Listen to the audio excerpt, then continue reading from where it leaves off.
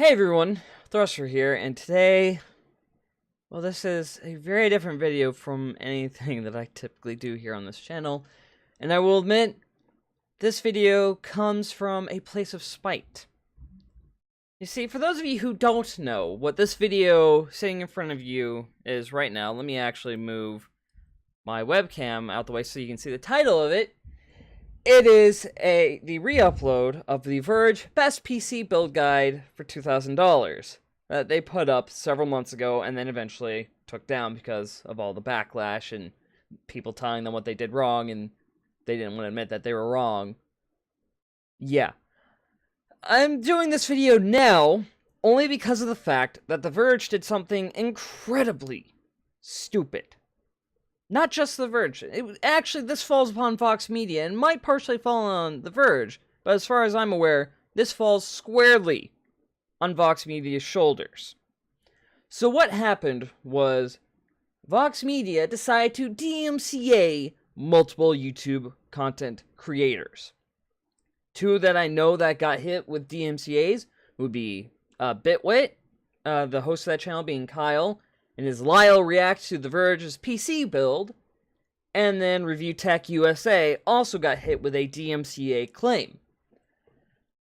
Now, DMCA claims normally can be very good in order to remove content that does not belong to someone from YouTube when they're used correctly. However, in these instances, the DMCA was used incorrectly and was used to falsely take down these videos just to try and silence, critique, and parody videos on this particular topic. That is not okay to do. That is the stupidest thing that you could do. That is breaking copyright law. The Verge, Vox, you messed up. And you know what? This video that everyone forgot about, no one remembered this, no one thought back to The Verge's failed attempt to properly do a PC build guide from 5 months ago. No one remembered that at all. Not a single soul remembered that instance. But now, since you guys decided to go ahead and falsely DMCA several content creators, well, now it's back to everyone's mind. So you know what? I'm joining in on this. I'm going to do my own little critique of The Verge's PC build guide as best that I can, because since they clearly don't want people to see this, and they clearly don't like critique, that's exactly what they're going to get, because I am pissed. I don't like it when companies falsely use the DMCA system in order to shut down videos and to hide fair and honest critique of other things. I don't like that. Because that's complete and utter, excuse my language, but it should not exist. It should not happen. As you can tell, I'm very heated about this. I'm very opinionated about this. I don't like when companies do this kind of thing. So as a result, you guys are getting this video today. Oh man, it's going to be nice. I'm finally jumping in on this.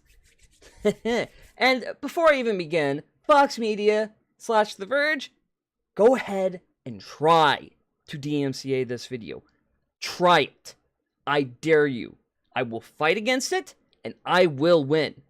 Bitwit has already won this case against you. He's already won against your DMCA that you falsely put against his video, and I will as well. Because this is completely fair use. You need to learn what that is. In fact, you should already know what that is. You are a media company, by the way. You should know what the copyright law is. So now, let's get into this. So a few years ago, TC, or Managing Editor, built a gaming desktop, but it's kind of out of date, and it's definitely not going to hold up for Battlefield 5. So let's build a new one. You can build a gaming desktop for around $1,000, but I want to go all out, so I spent around $2,000. I should mention that what he just said there, that is true. I will give props where props are due. That is true. You can build a good gaming computer for virtually any price point by going with used hardware, for example. And you can do it for around $1,000. Even with brand new hardware, you can do it for $1,000. However, you can, of course, go beyond that and spend a large amount of cash on that, like this guy did with $2,000 PC, despite the several mistakes that he made during it. PC like this is going to be able to play most games at ultra settings. So, what do you need to build the desktop? Well, of course, first you need a table. Preferably not metal. If it's going to be metal, have an anti-static working surface layered on top of it. That is a good idea. A thermal paste applicator. That is actually a legitimately good idea. Even for a non-conductive surface, it is a good idea just to have that extra safety precaution, because you never know. Something could happen and blah, blah, blah. Computer is dead. It's better be safe than sorry. An Allen wrench, some tweezers to tighten up the wire. First off, the first big mistake. Those are not tweezers. Those are what's called zip ties, my friend. Zip ties. Tweezers are what you use to, pick out splinters in your finger, pluck little hairs around your face in various places that are annoying. Those are not tweezers. There's a Swiss Army knife, which hopefully has a Phillips head screwdriver in it. You don't need a Swiss Army knife. You don't need a Swiss Army knife to build a computer. This is not the wilderness. This is not a survival situation. You just need a Phillips head screwdriver.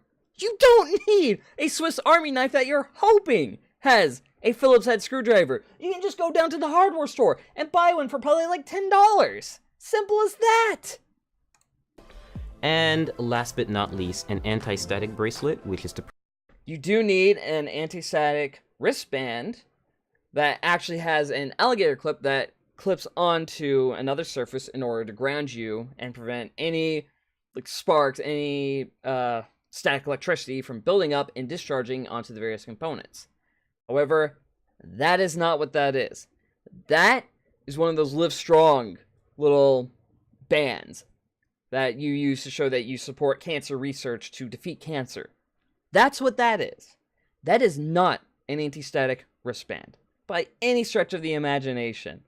Come on. Protect you and the parts. These are the parts you're going to need, but more importantly, before we get there, we need to understand what these parts are doing and how they interact with one another. Now, I will say this, I will be skipping around a fair bit in this video in order to get to the actual points that really matter in this. The building of the computer, because there's a lot in here that is far more important than just what the components do. Because this is a critique of what they did wrong and what they should have done, possibly, if I can remember what they should have done. I should mention, I am not a PC building expert by any stretch of the imagination. But what I'm going to point out is stuff that I know for a fact is wrong. Really fast SSDs that are really easy to install. Pay close attention to the brace that goes... I will give them credit for showing that you actually need to put the I/O shield in before you put in the motherboard, because that is actually a step that is forgotten by most people. However, that, as I mentioned, is not a brace. That is the I/O shield. And start installing all 8 screws. Oh, and one other thing. He should not have installed the motherboard then. Okay? The CPU should have gone into the motherboard before the motherboard went into the PC. And the reason for that is because you have more area to work outside of the PC on an open area. You have more room, because inside of a PC, if you have a very tight PC, it can be difficult to get your hands in there and to properly seat the CPU inside of the socket, which can potentially lead to problems like bent pens, which can bork your computer. Well, not necessarily bork it, but it won't work. And you'll have to send that motherboard in to get RMA'd, which would take a while and delay you being able to play fantastic games on your computer at fantastic resolutions. So next we're going to install the RAM on the motherboard. I chose Corsair's 16GB Vengeance LED RAM for 2 main reasons. One, it has LEDs, and we do like lights in our gaming. I will say this, they got this right. LEDs and RGB are a must for any high-end gaming computer. If you do not have RGB in your computer, you're doing it wrong. At least, you should be doing it wrong, but, it's your computer. You can have LEDs and RGB in it if you want to. You don't necessarily have to have it, but it is very nice. I'll give them that. Desktops. Secondly, it's pretty fast RAM. It's 2,666. Now, that RAM speed that he just said, 2,666, I believe it was, is not actually the fastest RAM that you can get. There are 3,200 megahertz RAM sticks available, and I haven't actually kept up with RAM sticks lately, but there may even be ones that go beyond that. Though, granted, once again, I'm not sure of that. I haven't looked at RAM in forever because I haven't looked up any parts for upgrading my own PC in a very, very long time. Megahertz, I believe, so it's pretty fast, and this motherboard supports... So, granted, 2666 isn't that bad. It's pretty decent, honestly. Though, for for certain CPUs, you really want to have a higher megahertz RAM in order for your CPU to be able to function at its full capacity. For example, for Ryzen CPUs, they love fast memory. Fast memory is what really allows the Ryzen CPUs to reach their full potential in a lot of situations. Just keep that in mind if you want to build a Ryzen-based system, I guess. It's that speed, which is most important. Open the slots first, and just aligning the stick. You typically would only open up the slots that you're going to end up using. You wouldn't open up all 4 if you're only using 1 or even 2 sticks of RAM. And I will say this, you would want to use 2 sticks of RAM in order to take advantage of what's known as dual channel memory, which is better than single channel, and definitely better than what he is about to do. Stick with the middle of the strip, not with the end, and just lining that up with the logo. So once you hear that solid clasp and you don't see the gold connectors on the side anymore, that's when you know the RAM is in. Step 3, we're going to... Now, okay, the advice that he just gave on how to install the RAM correctly is good advice, and it is something that they did correct. I will give them props on that. However, if you look carefully down here, you'll see that there are 2 sticks of RAM right next to each other. When you're trying to run a dual channel memory, you do not put the RAM right next to each other, because that's not how it works. That's not how you do dual channel memory. They have to be staggered. So let's say you have 4 slots total. You put 1 at the very end, and then you skip 1 slot, and you put another one in, and then there's an empty slot on the other end. And that's how you get dual channel memory. Now, obviously, 4-channel memory, I think it's called quad channel, I believe, is far better than dual channel memory because more is better, usually, when it comes to PCs. So all you have to do is take the brick and make sure that you align it with these little insulating pads so that the power supply doesn't short circuit and come into contact with the rest of the system. And wrong here once again, my friend. Unfortunately, that is not what those are for. Those are what's known as vibration reducing mounts in order to keep your power supply from making a bunch of noise and vibrating against the case and making a rattling sound. Sorry about that. You actually do want to keep your power supply in contact with your case in order for the power supply to remain grounded. Because it actually does help out in case of a short, as opposed to not. So yeah. And that's not the only thing. Just take it in. There, with this. Slide it in nice and easy until... You faced the power supply the wrong way. Typically, when you're building a PC, you want the fan to face outwards, away from the PC, away from the internals of the PC itself, in order to make things a little bit cooler. And then shift it to the back and make sure it's right up against the frame. Careful, you don't want to short yourself. To install the CPU cooler. In this case, it's going to go on the top end of the case. Problem number 2. And we're just going to have the hose hang out for a little while until we install the processor, which is going to come a little later. Problem number 2. This step right here. If you look carefully, always be sure you will to try actually to be able to place see he has no fans on that. He has no fans on that CPU cooler. And in this case, from the looks of it, this area here isn't that deep. So you wouldn't be able to fit a fan set on the very top of the computer. You wouldn't be able to do it. There's just not enough room. So the fans would have to be on the inside of the case. However, he didn't do that. They're not there on the radiator at all, which can end up being quite tricky in a, once again, enclosed space like that. it in the system first before you install it, because you can see it takes up a lot of space. But in this case, no pun intended, it Puns are a must in PC building, by the way. fits in perfectly, and we're gonna start screwing it in. And so there's nothing special about this screwing in process. They're just really long screws because they go through the entire frame of the cooler, and they take forever. They take forever because they're not the right screws to be using in this instance. And the reason for that is because they can potentially puncture the radiator and actually damage the cooler. You don't want to use really long screws in this situation. You want to use the short screws that come with the radiator, or that typically come with the radiator, or screws that are not that long. You don't need really long screws to secure your radiator inside of your computer. Every power supply is going to come with a big bag of Velcro cables. It's kind of daunting at first, so you always have to find the ones that are going to fit. In this case, you need to match those cables with the correct descriptions. Typically, you would actually want to do this outside of the case. You would want to plug in all of the cables in a fully modular power supply on the outside of the case, so that way, if it's a little bit tricky and you have a smaller case, then you actually can have all the cables that you need in there. However, he's going to make another mistake here, and one that I don't think is actually shown in the video, but he actually ends up putting all of the cables in there. The point of having a fully modular power supply is being able to only put in the cables that you absolutely need. And only those. Not any more than that. Makes it easier for cable management. On the power supply, we're installing the CPU, the heart of the computer, or the brain, depending on how you look at it. So to do this, we're just going to remove the plastic covering that they put on the motherboard. CPU cover. We're just going to take this little plastic part out. We'll just toss that out. You don't do that.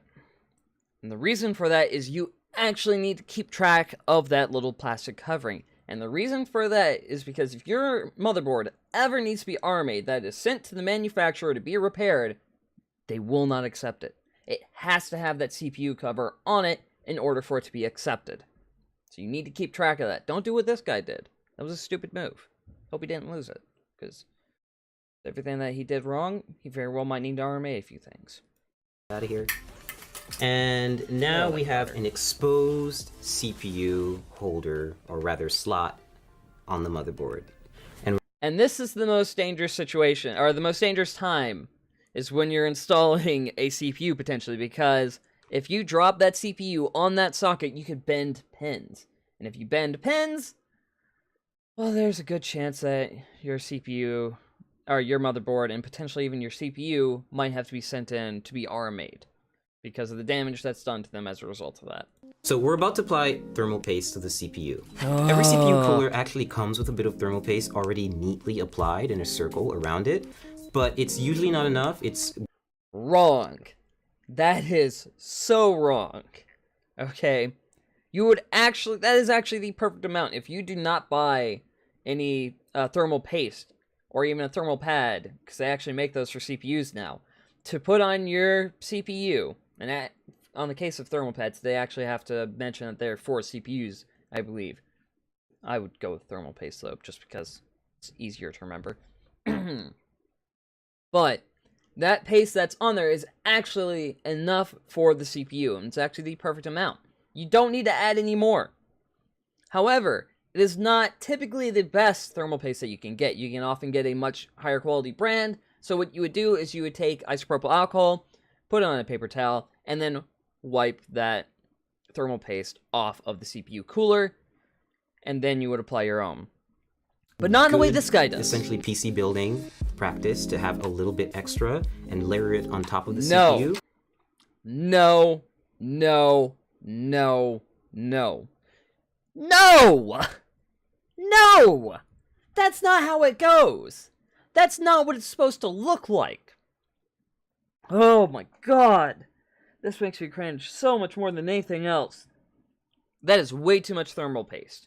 You're only supposed to put a rice-sized grain on the center of a CPU that's like that. That is about that shape. You're only supposed to put, again, a rice-sized dot of thermal paste. That is plenty. And that's if you wipe off the thermal paste that's already pre-applied to the CPU cooler. The final portion is to add the CPU cooler to the top end of the processor. So you're gonna look at how much thermal paste that is. That's too much. That's way too much. That's about 4 or 5 times the amount that you normally would use. And that's not even counting the stuff on the CPU cooler. see that there are 4 brackets. We fully built the PC. And now the coup de grace for this. Look at that cable management. The guy already said that you would need zip ties. But he never said that they were for cable management. He never said that, and he clearly didn't use them. Or, no, I'm sorry. Tweezers. He didn't use the tweezers for cable management. God, that is a mess. When you have a nice case like that, where you can actually do cable management, you should do cable management to make it look nice. Especially when there's a glass panel. I swear, just,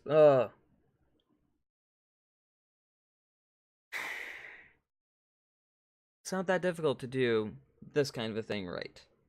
I'm sorry, but some of these mistakes should have been caught before the video was even filmed.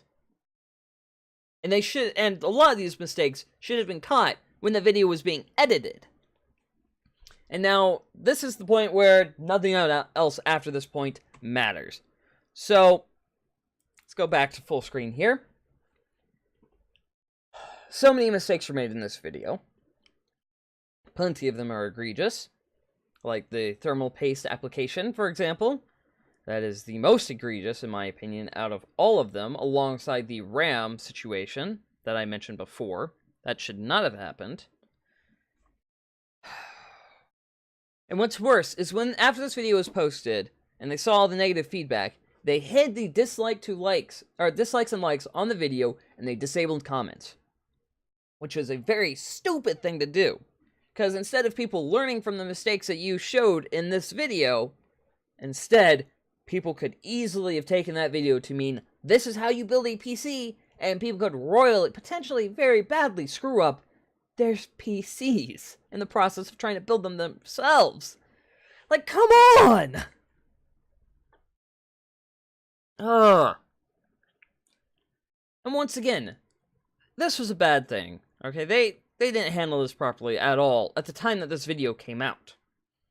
But again, everyone had forgotten about it. It passed from the memory of the internet for a very long time. Because remember, 5 months is a long time for the internet to not bring something up. Because remember, it's the internet.